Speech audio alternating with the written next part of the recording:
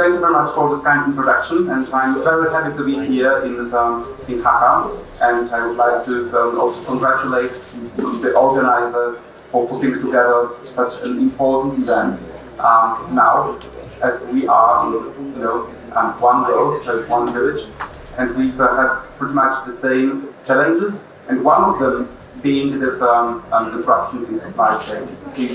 That was in the story of the last 5 years. It's basically the history of disruption. First, we have the terrible experience of COVID pandemics and disruptions in supply chains connected to the lockdowns. I know, and I heard over the last 2 days, how difficult this experience was for Bangladesh and for its industry connected to the world economy via various links, and these links were basically broken or being much impacted by this lockdowns and pandemics. Then we have the war in Ukraine, which basically provided us with another wave of disruptions and international sanctions. And of course now we are in the very fragile process of rebuilding and reshaping the links within global economy. So I think that's why it's so important to basically think about the supply chain and what is our experience of the last 5 years and what can we make to have a more stable and predictable environment for economy and industry, because for every business its supply chain is key for success. So let me very briefly introduce our speakers.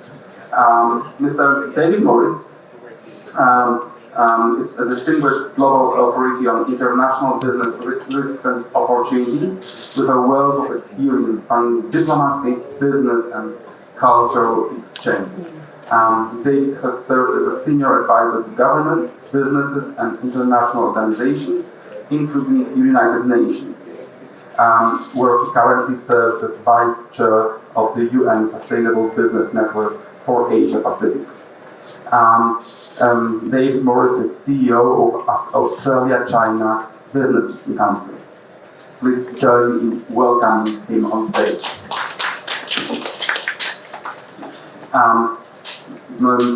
And it's my pleasure to introduce Professor MamunRashid. Here in Bangladesh, he's a very well-known person and highly respected leader with unparalleled experience in wholesale banking, corporate restructuring and risk management. Over his distinguished career, Mr. Rashid has conducted micro audits and portfolio reviews across Asia, Europe and Africa, while spearheading technology and financial transformations. He has also authored 15 insightful books and shared his knowledge as a business educator over 20 years. Please join me in welcoming Professor MamunRashid. And last but not least, Mr. Simon Kofi Tettey is a seasoned shipping management business analyst with the World Health Organization's Global Service Center in Malaysia. Simon brings with him over 15 years of invaluable experience across top global companies and UN agencies. His expertise spans a wide range of disciplines, including finance, procurement, logistics, supply chain management, and innovation. Please welcome with me Mr. Simon Tettey. So let us start maybe with Professor MamunRashid. As I said before, and as you all know, we have had pretty rough 5 years with global supply chains. So what do you think are the major supply chain challenges now, and what kind of solutions would you like to propose to address them? Thank you so much. Once again, good morning to all of you, especially the visiting guests, and welcome to Bangladesh. And thank you so much, Mr. Zalewski, for giving a fantastic introduction as well as the pathways for our discussion today. You know, having managed cross-border trade for almost 30 plus years here in Bangladesh as well as in Europe, Africa, and Asia. So I would say that every day is a kind of new day for supply chain world. And you see, Mr. Tettey has rightly mentioned about very challenging 5 years. So he must have remembered, of course, Russia-Ukraine war. He has mentioned about the Middle East tension. We know about the COVID, and COVID has taught us, you see, not only transport planning, also safety, security, and we have seen a big trading nation, China, Shanghai port, and how they have struggled a lot. How did Dubai and some of the countries who decided to remain open for trade, cross-border trade, they did a lot of benefit out of this, though also casualty, and there also safety and security became a major kind of issue. And then COVID has also shown us, and post-COVID as a consequence, the semiconductor shortage in the world. You know, in today's world, the chip-driven technology, these are the key kind of a decision-making influencer. So COVID shortage, and we have seen China, while China is off or aggressive, they call the shot in the world. So now, as of today, we are seeing Chinese real estate market being short or going short, or there are deficiency in investment and demand sluggishness, and that is where we are now seeing lot of Chinese bulk carrier being so free, and importing from China or has, in fact, the cost has reduced. Importing from Vietnam, even for Bangladesh, cost is reduced. Whereas, on the other hand, the importing from India, because of the high demand and cost has increased rather significantly, also because of the cartel working in Bangladesh, shipping cartel, coastal opening cartels, and kind of feeder vessel cartel, so which we need to manage our mini trade or interim trade between Singapore mother port as well as the Chittagong port and other regional ports. So these are becoming very important, apart from, before I finish, apart from the geopolitics. We have seen when Israel was successful in throwing the missiles towards Iran using the land of Jordan. So it tells you something that yes, some kind of compromises here and there.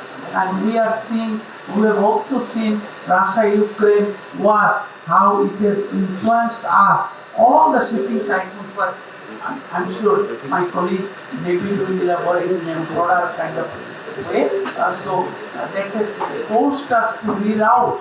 Even this Iran or Middle Eastern tension is reroute, forcing that it has forced in the past some airways like Qatar Airways to reroute, and now they are forcing the shipping lines to reroute via Cape de Hope towards Panama or Latin America, and we have seen how any tension in the Suez Canal has forced the shipping companies, and ultimately the end user of the shipping lines, those are the traders, entrepreneurs, how they have to account for larger or enhanced cost. Last but not the least, I will also try to arrest your attention towards the case crew availability. Now you see in the COVID time, we have seen most of the airlines took lot of lag period to restart their business, because many airlines captains, aircraft captains, they went into hibernation during COVID because there are list of airlines flying on the sky. So, and bringing them back was a major issue, retraining them, and was a major issue. And now we are seeing while Bangladesh is also emerging as a very good trade hub and using even Bangladesh itself, Bangladeshi entrepreneurs itself, Mr. Zalewski own more than 200 ocean-going ships, because in order to smoothen their supply chain, they thought they did a very good study and review of how do we command our own supply chain to and fro Bangladesh, and they landed up with, say, getting into Zalewski Bank and Royal Bank of Scotland and others, Mr. David Morris, and to finance their ocean-going ships. So now fuel cost, semiconductor, crew availability, and now latest Dubai has stopped issuing visa for our shipping captains, ship captains. So now again, only because of the crew availability issue, most of the Bangladeshi ocean-going ships, they take on board their captains and the crews out of Dubai port, out of Singapore port and other Middle Eastern ports. So this is also very important, crew availability. Last but not the least, now trucking cost in US, say for Amazon, you know how Amazon is coming up, Walmart is coming up, they have got billions of dollars of trucking cost. So trucking, then shipping, then airlifting, in the midst of all the disruption that at the very outset Mr. Zalewski has put up, so has put supply chain not only into many challenges, it will keep on putting us in the challenges in the days to come, and we must in collaboration with each other in the room and beyond all the stakeholders, we must come up with a more resilient supply chain policy for the entire globe. Thank you so much. Thank you for outlining this need for collaboration and having variety of partnerships to address the challenges. And let me ask the same questions to David Morris. We have had a small conversation about how this looks like from the Australian perspective. Maybe we can share it now with the audience. Well, thank you, Krzysztof, and thank you to the organisers. It's great to be back at the Bay of Bengal conversation for the second time for me, and to see some old friends and to make new friends as well. I think Mamun explained so well and with such in-depth expertise about what's going on at the supply chain level that I can't add to that, apart from affirm that I think that was a very, very good explanation of what's happening on the ground. What I might do, if I may, Krzysztof, is take a sort of a bigger picture trend approach to trying to step back and think about, well, what is really going on here? It seems to me that, and I think the theme of this conference as well, is that we're going through a process of shift in the world order again. And most of us are old enough to remember the last one. So around 1989, 1990, the world order shifted at that time. And at that time we entered into a period of what we've called globalization, or at least the most recent version of globalization. And that period of the early 1990s was a period in which most of the world embraced global supply chains, openness to trade, openness to investment. And when I say most of the world, this was a trend that I would argue was led out of East Asia. The East Asian economies by the 1990s had demonstrated the success of the model of development through openness to trade, through investing in building export industries in their economies, through, in the East Asian case, we had very close partnerships between government and business because of the nature of those societies and those political institutions in East Asian countries. And those countries pursued very successful export-led development strategies. And at the same time, we had the lucky good fortune that at the same time the United States was embracing free trade again. The United States goes backwards and forwards in its thinking about trade.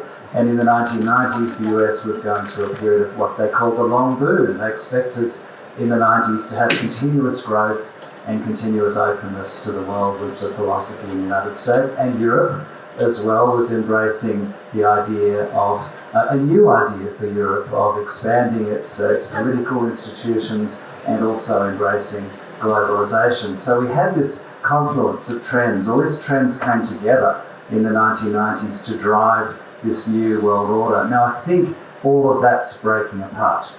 And I think we all know that, but I think to understand the impact it's having on supply chains, we've got to think about what is causing the shift. And so that very rise of East Asia, which of course has China at the centre because of the scale of China, but it's not only China.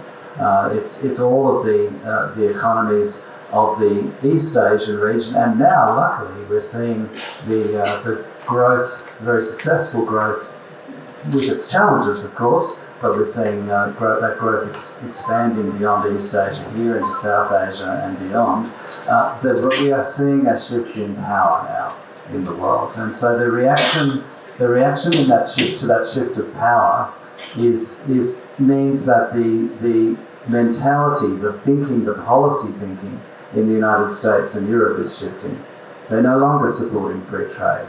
So when we talk about a restriction in the semiconductor supply, what we're actually saying is that there's been a conscious strategic decision made in the United States, which is affecting the semiconductor trade in the world. We're actually seeing a conscious decision to try and block the technological rise of China. Now, whether that can work is a decision that Washington needs to make, because that's a decision for them, whether they can succeed with that strategy. But I think those of us who live in Asia would very much doubt that you can restrict the technological rise of any of the countries of Asia. And in fact, the technological rise of Japan and of Korea and other countries has been so successful. And when we see the scale of what is happening in China, it would appear to me to be highly unlikely that the United States is going to succeed in constraining the rise of China. So we're trying to figure out, because we're in the middle of this shift, we don't know how it's going to all look at the end, or when people look back in 30 years' time, what are they going to say about this period of time? But we are in another 1989, 1990 type moment. And again, just like back then when multiple trends were happening at the same time, this time we've had COVID,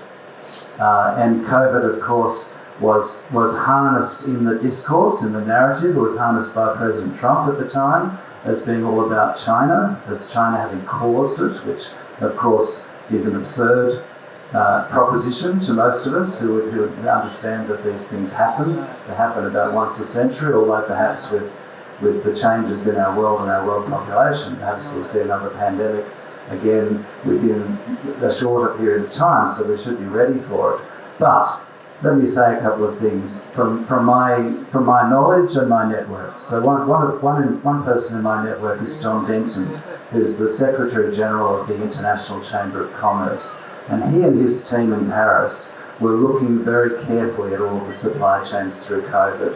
And halfway through COVID, he said to me, David, there's hardly any evidence of there being supply chain problems on any scale.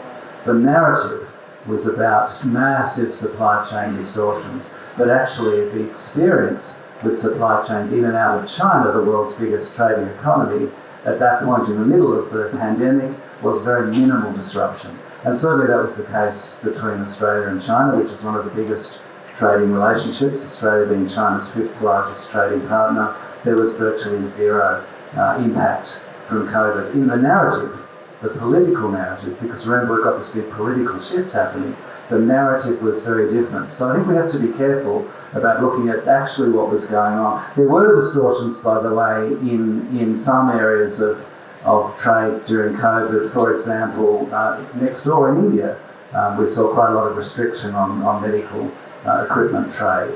But that was a political decision that the Indian government made, but it didn't affect global trade at that point. So I think I'll conclude my comments here that there's a big geopolitical shift occurring. There's a lot of narrative around impacts on supply chains. We should be very careful to wait and see just how all this plays out, because the biggest trading economy, China, at this point in time, we don't know what its view is going to be in another 5 years or 10 years, but at this point in time, China is being the world's largest trading economy, is now driving the process of globalization. And the United States and Europe, which were major participants in the process of globalization, are losing their patience for it, they're losing their confidence in free trade. And so this is the trend of our times, I think. Yeah, that's of course from our perspective, let's say in Europe, it would be also not about having a free trade, but also a fair trade. And we have this kind of discussion about fair trade with China, which I think we are moving to the other field. So I would distinguish the free trade and the fair trade.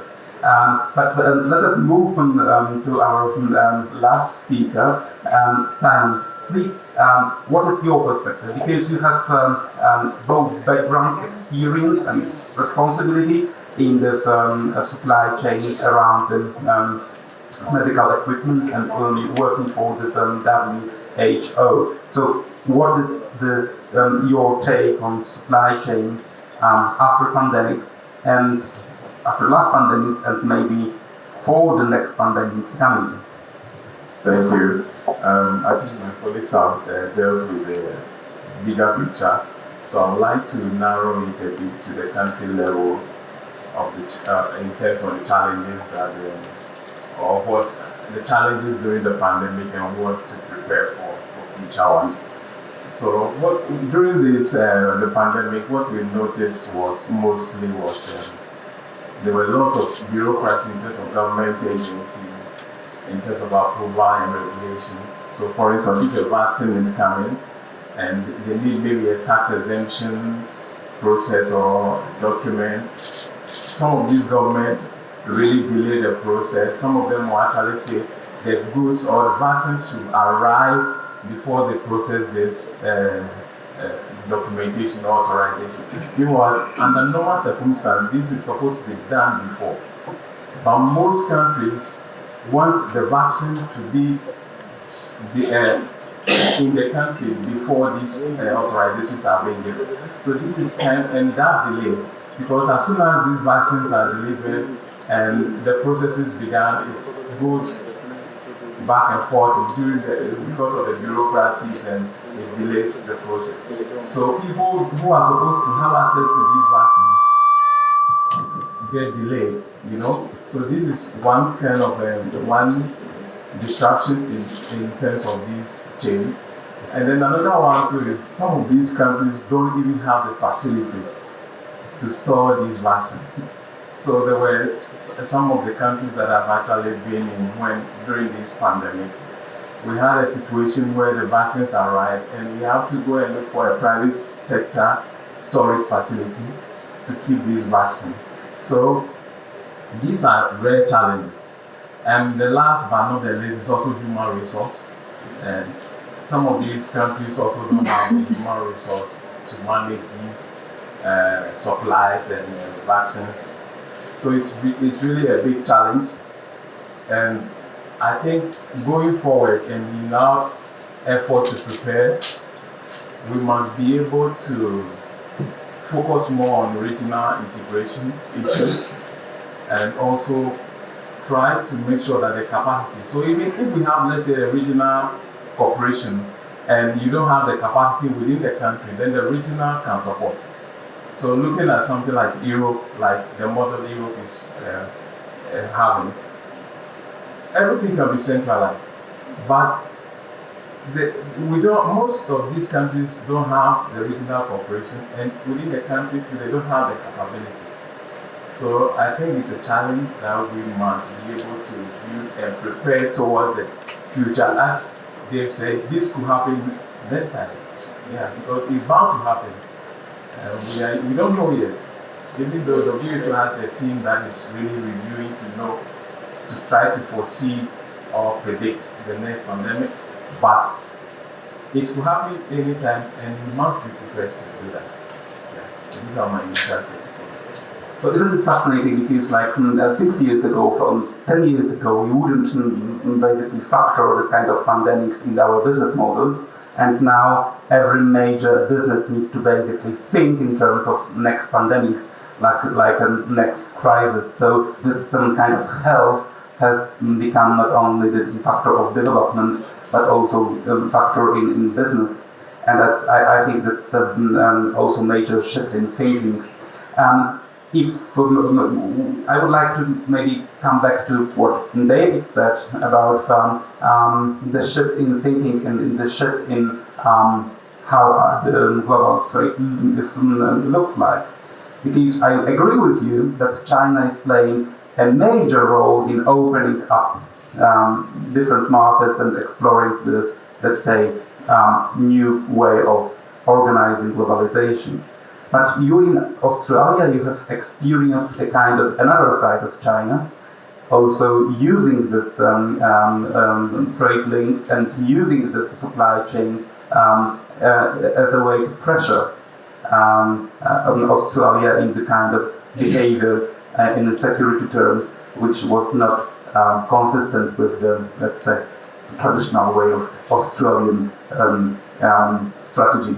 And so, what is your take about how you ended up first in the place of the kind of trade war with China, and second part of the question, how you basically went out of this war? Because I think both cases are very instructive. I mean, this is the risk of dealing with any big power. The big powers can throw their weight around. And so when they're not happy, a big power can use economic coercion as well as other forms of coercion.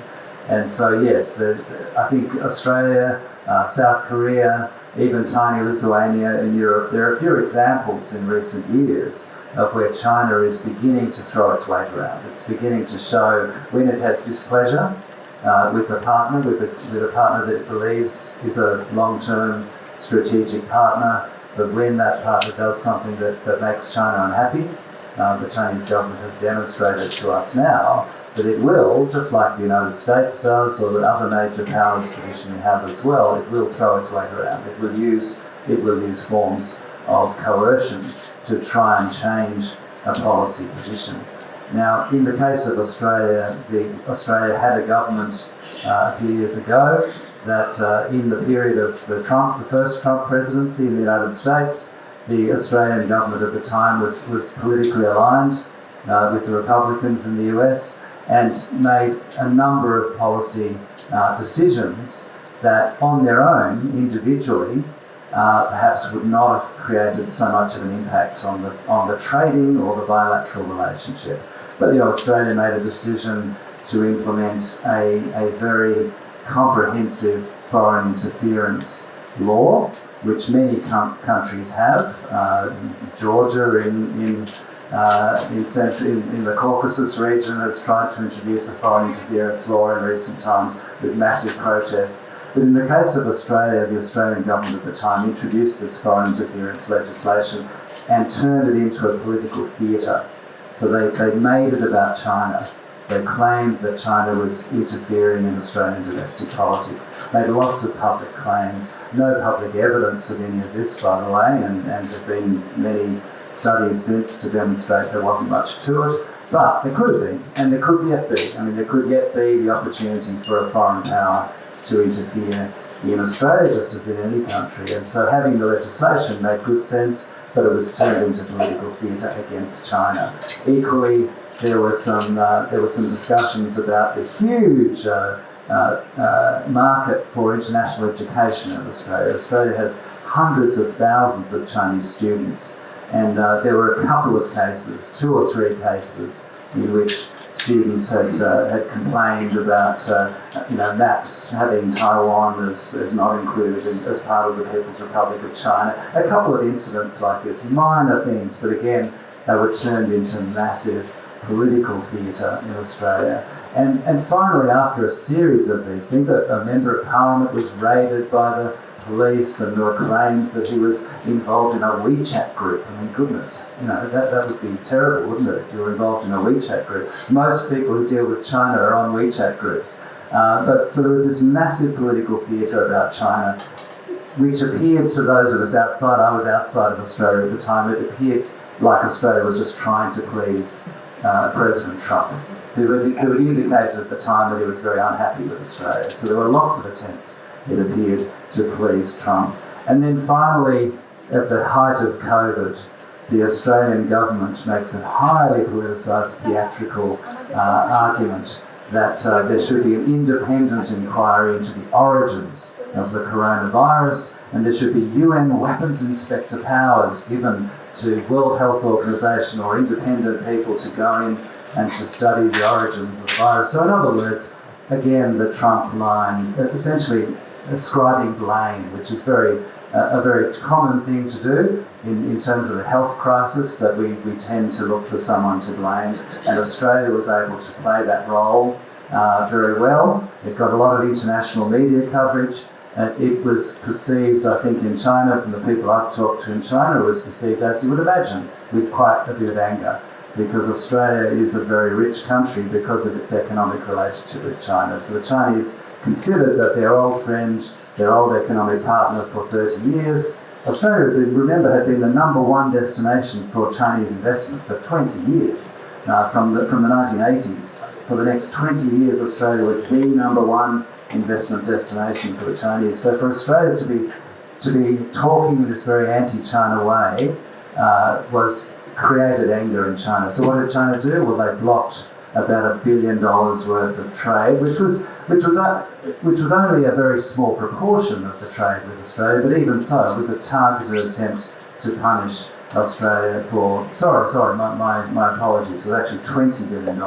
The actual real net impact was $1 billion, but actually it was $20 billion worth of trade. Australia has a very successfully diversified trading capacity, even though it's very much interdependent with China. Most of Australia's exports just shifted from China to other markets, to other places in the world. So it didn't affect most exporters, but it had about a $1 billion impact on Australia. Did it affect the policy? Agriculture. Yeah, so the biggest impact was in my home state of Tasmania on the rock lobster industry, and so that was quite a significant impact. And on the wine industry, there was some impact as well.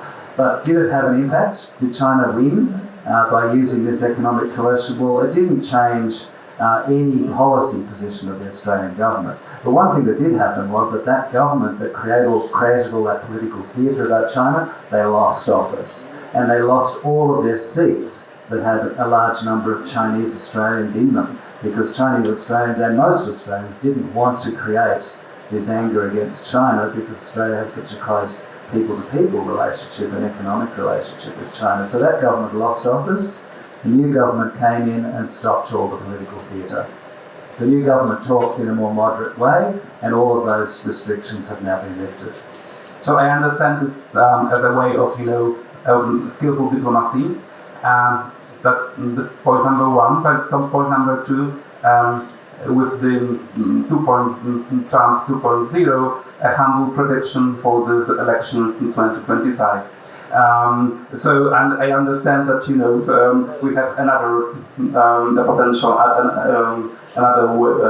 let's say, round of tensions coming if there is a shift in government, because you have elections in May 2025. That's right. I mean, and it's very interesting, isn't it, the combination of politics with economics here? Because if you're a trader, like the companies that I work with who are doing business between Australia and China, you just want to do business, right? You want to create jobs, you want to create prosperity. But at the political level, sometimes the decisions are made that there will be some political benefit, some international relations benefit from creating some political theatre around these issues. The very interesting question here is, can countries like Australia and like most countries in the world that now have a significant interdependence with the Chinese economy, could we, even if we wanted to, become less interdependent with China, could we do so? I mean, China now is buying 50% of the world's imports. So, China is the driving centre of the world economy. Now, let's hope that other economies continue to grow, including this one here in Bangladesh and India and Indonesia and others. Let's hope that there's a more diversified world in the future. But for now, I think the reality is we actually have to find a way to manage this relationship with China without all the political theatre. That's the challenge for governments, I think. So let's just switch to Mr. MamunRashid. So we heard a lot about Australian experience with China and being an open liberal economy. With this experience of Australia and other countries, do you think that it's a way forward for Bangladesh to enter international trade agreements, as for example, this comprehensive partnership with ASEAN and China? Do you think it's a way forward for Bangladesh? So many times we have heard about one single animal called China, isn't it? So now when you talk of China, it is not between China and Australia only, and David had also mentioned about the new emerging possible scenario between China and US, the Trump and Mr. Xi Jinping. And when we talk of China, we do talk of safety, security, or championing each other's interest in South China Sea, also Bay of Bengal and Indian Ocean. When we are talking of emerging trade between Africa and China, we have seen how Chinese even foreign policy, one belt, one road policy is also impacting, belt and road policy also impacting the entire gamut of relationship with Africa, and how the defaulting entities, what David has mentioned in his earlier version of the global supply chain disruption, and we have seen how why China wants to command all possible supply chain between Africa and China, and that is why we see the China trying to command the shipping routes or shipping ports in Myanmar and Bentota port in Sri Lanka, even their tension in and around their Garcia presence in the Indian Ocean by US ships. So this is the name of the game.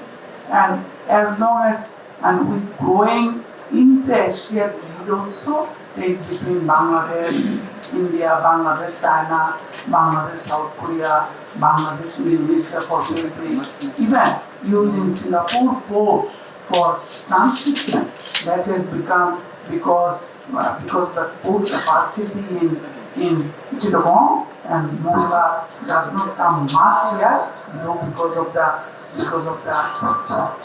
depth of the port or the harbour, depth of the harbour. So, but what you have asked me is that yes, Bangladesh is with this almost $100 billion worth of trade, Bangladesh is increasingly emerging as a kind of a strong trading country, and their availability, timely availability, shorter lag period, gestation period, timely supply. So we have seen that is where again geopolitics is coming. Where after the July revolution, you all may be aware of it. What do you mean by July revolution or uprise? So we have seen while we are planning for our renewed model for trade, cross-border trade, we cannot ignore India. So that is because even if you import from Shanghai, being the supply, China being the supply to the rest of the world, it takes 16 days of shipment period.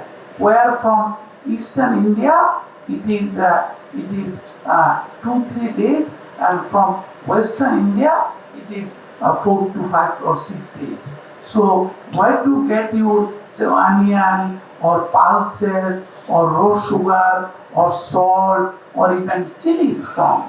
So during any crisis, any drought, any natural calamity, or any demand supply shortage. So that is why while people are talking of new kind of economic order, delineating new economic relationship pattern, even with your neighbor, like neighbors are like the parents, you cannot change them, So whether take it or leave it, we must get into a new kind of relationship order with our neighbor in India, because India being so big and India being a continuous supplier in crisis during COVID days, we have seen Simon, you were particularly referring to Africa experience. During COVID days, we have seen during that year, though China is our biggest trade partner, especially we import the highest from China, but India came up as the number one during COVID time because of the proximity, because of the neighborhood export, because of the trucking, usage of trucking through the Petrapol and Banapol border. So while we are, to answer your question, that yes, while we are reviewing our relationship with the neighbors, with the emerging large trading partners like US, European Union, Far East, like and China, South China Sea, banking countries like China, South Korea, Taiwan, Japan for some of the quality goods, quality imports. So we are also reviewing our relationship and our position in WTO, the GATT, GATT, as well as UNCTAD, and more importantly, Professor Yunus has requested for revitalizing SAARC, South Asian Association of Regional Cooperation, and thereby review our possible increase of trade with Pakistan also. And while we are talking, just day before, the first, after many years, first Pakistani ship berthed at Chittagong port, and there was newspaper headlines what goods or commodities that ship was carrying. Of course, the ship was not carrying any arms or any ammunition or any military inputs. And also we are reviewing our stronger position in the RCP, China-led trade bloc and few other trade bloc, and also we are awaiting while Poland is becoming likely to be elected, and every likelihood is there to become the European Union head. So how Poland will lead it, and how do we, through Poland, and in enhancing our relationship with Poland, how do we make sure that more of made in Bangladesh commodities are being sold smoothly, transported smoothly to European Union, and vice versa. How do we import cheap quality goods from Europe also uninterruptedly? And last but not the least, once again, and whoever has mentioned whatever in this forum, that geopolitics is becoming extremely important, and that is why we are talking so much of China, Australia, China, South Korea, China, Taiwan, China, Africa, China, Bangladesh, China, and of course, China, US, and from January 25 onwards, that this term 2.0 will come up more prominently in delineating a new economic or trade order for the rest of the world. Thank you so much.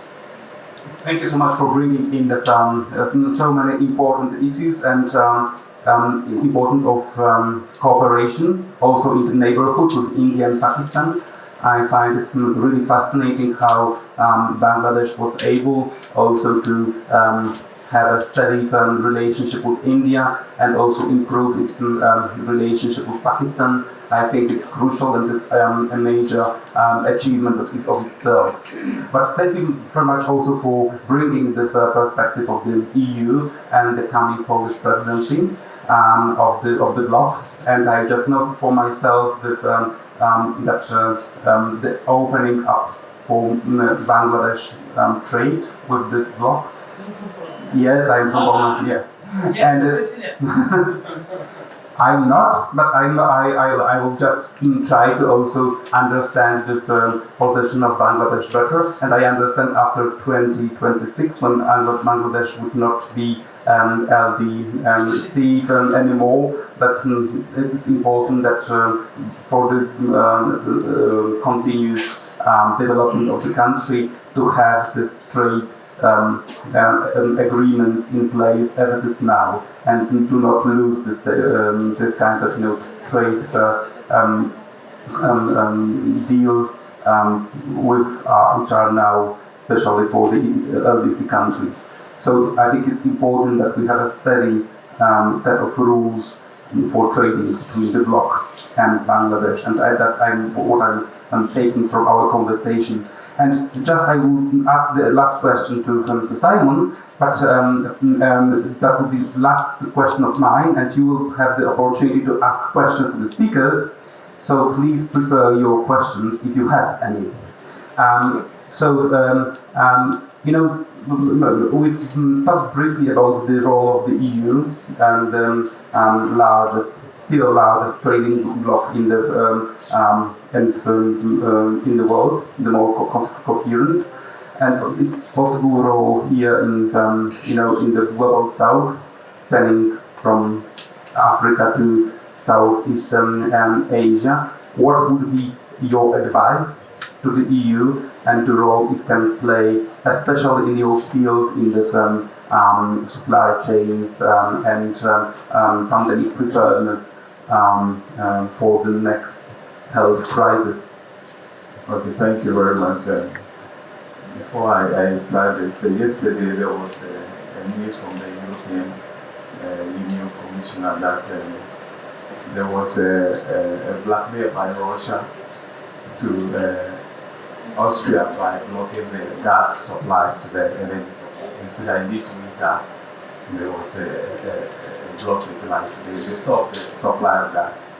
So this is something that I think Africa has the capacity to supply gas. So for instance, Nigeria has produced the largest gas in Africa, and this is something that the European Union could capitalize on and build that kind of partnership with Nigeria in terms of gas, because she tweeted that they have full storage of gas to power during this winter. But the thing is, just beneath southern of the continent has a potential to be able to do that, because with these Russian sanctions and all that. So this is just by the way. I think so. The only thing that I would suggest to the European Union in terms of this is to be able to build partnership, partnership. And it should be mutual partnership where knowledge, information, and top-notch intelligence can be shared within Africa and then the Southeast Asian countries, so that everybody will be at par in terms of information and this intelligence.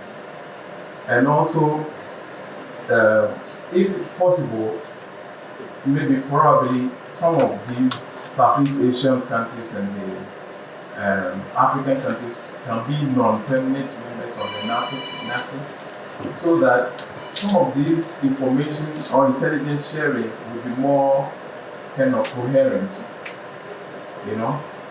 Yeah. So these are areas that the European Union could partner or improve upon with Southeast Asia and Africa. So I'm taking from two big words from what you just said. It's just partnership in information and partnership in knowledge sharing. Yeah. I think they are extremely important. So I would like to ask now the audience if you have any questions. We can take 3 of them, and then I would ask our speakers to answer them jointly. But please do indicate to whom your question is asked. So please, and there is a microphone. You need to stand up and speak to the microphone. Well, I think that this is one of the biggest challenges, supply chain. And whether, as David mentioned, that perhaps there was not much of an impact kind of a study you mentioned by the ICC. But the fact remains that there were disruptions. And disruptions were everywhere, all across during the pandemic, and as a result of the current war. Also, not one war, but the two wars. And those disruptions, we see what happened in the Red Sea, the transport linkages, everything has come into major. So we have to always continue to factor and try to create some kind of local capacities in a regional, sub-regional formats, as has been mentioned by you mentioned about India-China briefly. So I would just like to correct. It was not by choice that we tried to do stop the certain equipments and others. Actually, when the pandemic happened, India was not manufacturing any vaccines, number one. It was also not manufacturing any equipment or masks or others. We were importing huge quantities of masks from China. In the meantime, we also had a problem at the border with China. And therefore, you had to recalibrate. Despite all that, today, China is our second largest trading partner with 130 billion unprecedented trade with the country. So we have dependencies and we have to acknowledge that. At the same time, India is trying to do its Make in India campaign in a very big way. And during the pandemic, that's an opportunity for many countries. India emerged not only as a created its first vaccine, but provided to 100 plus countries in the world with the vaccines. With neighborhood first policy, of course, Bangladesh and other countries, Africa, everywhere we supply. 150 countries we supply all the medical, including to the US, to Australia, to all the countries which needed. So that is very much a part of it. But when we have the conflicts, there are certain problems. Thank you very much Professor for your Rashid, I comment. have a small question. Professor Rashid. Yeah, please.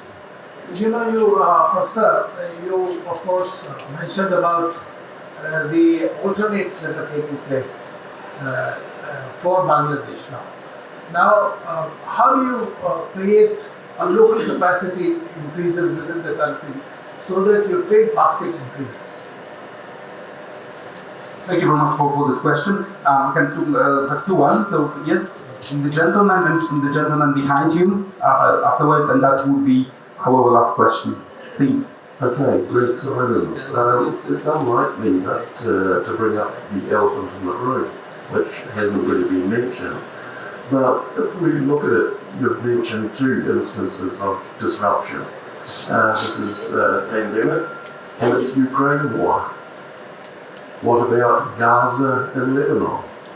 Now, I mean, the rules-based order is facilitating and enabling genocide and ethnic cleansing in Palestine.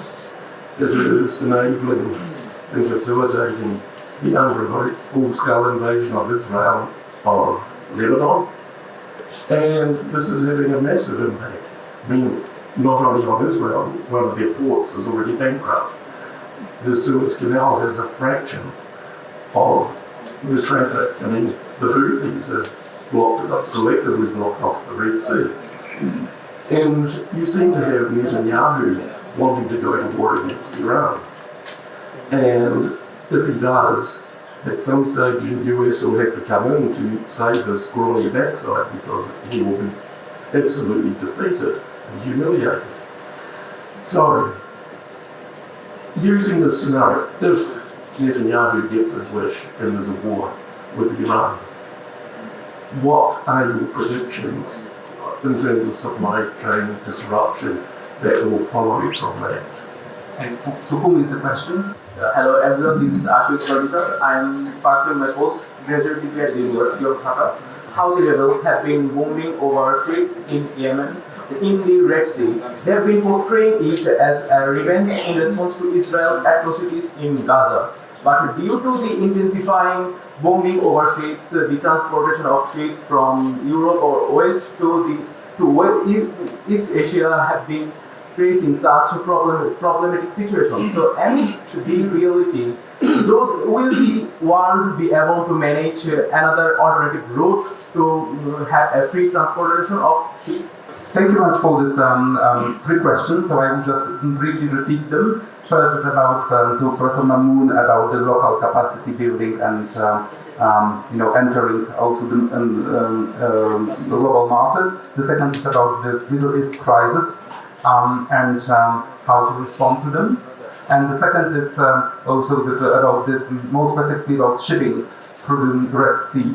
So let us maybe take these questions in reverse order, and then we will start with Simon, with you, and that would be also your closing remarks.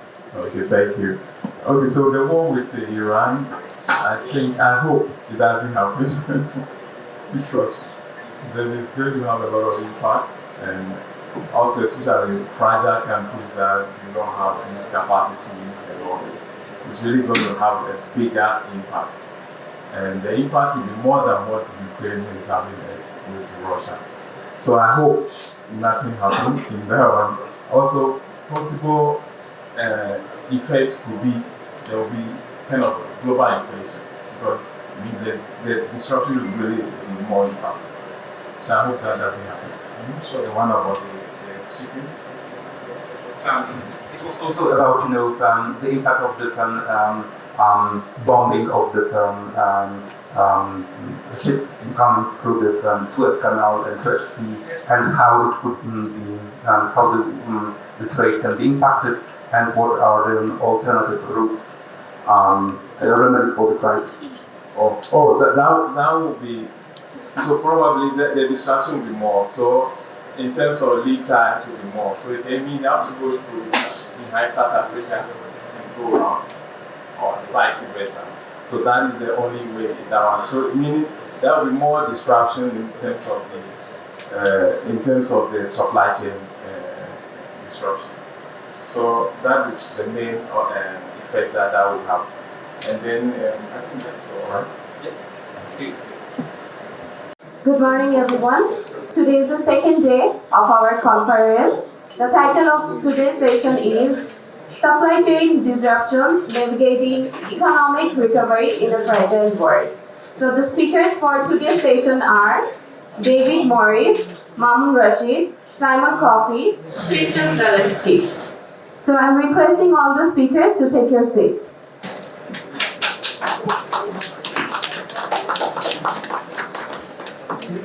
Thank you. So for today's session, our moderator is Krzysztof Zalewski. So over to you. Thank you very much for this kind introduction, and I'm very happy to be here in Dhaka. And I would like to also congratulate the organizers for putting together such an important event. Now, as we are in one world, one village, and we have pretty much the same challenges, and one of them being the disruptions in supply chains. That was in the story of last 5 years. It's basically the history of disruption. First, we have the terrible experience of COVID pandemics and disruptions in supply chains connected to the lockdowns. I know and I heard over the last 2 days how difficult this experience was for Bangladesh and for its industry connected to the world economy via various links, and these links were basically broken or being much impacted by this lockdowns and pandemics. Then we have the war in Ukraine, which basically provided us with another wave of disruptions and international sanctions. And of course now we are in the very fragile process of rebuilding and reshaping the links within global economy. So I think that's why it's so important to basically think about the supply chain and what is our experience of the last 5 years, and what can we make to have a more stable and predictable environment for economy and industry, because for every business, its supply chain is key for success. So let me very briefly introduce our speakers. Mr. David Morris is a distinguished global authority on international business risks and opportunities with a wealth of experience on diplomacy, business, and cultural exchange. David has served as a senior advisor to governments, businesses, and international organizations, including the United Nations, where he currently serves as vice chair of the UN Sustainable Business Network for Asia Pacific. David Morris is CEO of Australia-China Business Council. Please join me in welcoming him on stage.